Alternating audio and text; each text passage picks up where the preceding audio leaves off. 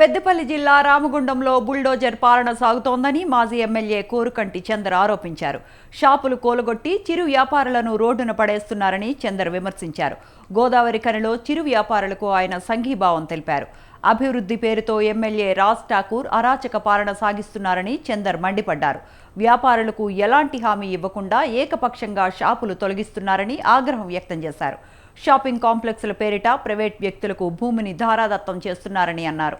చిరు వ్యాపారుల జీవితాలను చీకట్లోకి నెట్టివేస్తున్నారని చందర్ ఆవేదన వ్యక్తం చేశారు. కూల్చివేతలపై వ్యాపారులను కలుపుకొని పోరాటం చేస్తామని చందర్ హెచ్చరించారు. 100 మందితో ఒక 20 ట్రాక్టర్లతో 4 జేసీబీలతో వచ్చి రాత్రి 11:30 ఇది కూల్చడం స్టార్ట్ చేసేళ్ళు. ఆ సందర్భంగా నేను ప్రశ్నిస్తే పోలీసులు నన్ను తీసుకెళ్లి బైండ్ ఓవర్ చేసి అక్కడ వెయిటింగ్ లైన్ కాలనీ పోలీస్ స్టేషన్లో నిర్బంధించింది. ఏమవసరం? నా ఆస్తిని నేను అరే ఎందుకు కూలగొడుతున్నారు, మీకు ఏమైనా డిస్మెంటల్ ఆర్డర్ ఉందా, మీరు ఏ కారణంతో కూలగొడుతున్నారని అప్పుడు అడిగాను. నేను ఇక్కడ థియేటర్ని ఇక్కడ నుంచి నిర్మూలించాలన్నా, నేను ఇక్కడ నుంచి పోవాలన్నా నాకు సింగరేణికి సంబంధం. ఆ సింగరేణి ఈ రోజు వరకు నాకు నోటీస్ ఇచ్చింది లేదు.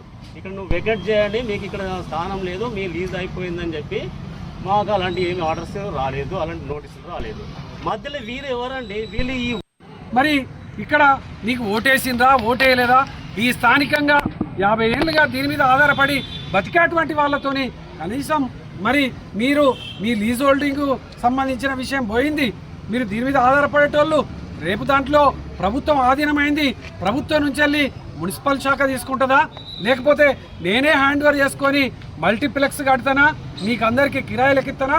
మీరు మొదటి నుంచి వెళ్ళి దీని మీద బతికేటోళ్ళు కాబట్టి మీకు ఈ ఆధారం చూపిస్తా అని చెప్పేటువంటి పరిస్థితి లేదంటే నిజంగా ఇది ఈ పాలన ఎటుపోతుందో అర్థం కానటువంటి పరిస్థితులలో ఇవాళ ప్రజలు ఉన్నారు. అందుకోసమే ఇవాళ బీఆర్ఎస్ పార్టీ ఇక్కడ ఓల్డ్ అశోక్ బాధితులకు అండగా నిలబడడం కోసం వాళ్లకు న్యాయం చేయాలని ఇక్కడ ఉన్నటువంటి ఎమ్మెల్యేను ఈ ప్రభుత్వాన్ని డిమాండ్ చేయడం కోసం వారికి సంపూర్ణంగా ఇలా అండగా అశోక్ గారికి నిలబడడం కోసం ప్రత్యేకంగా రావడం జరిగింది.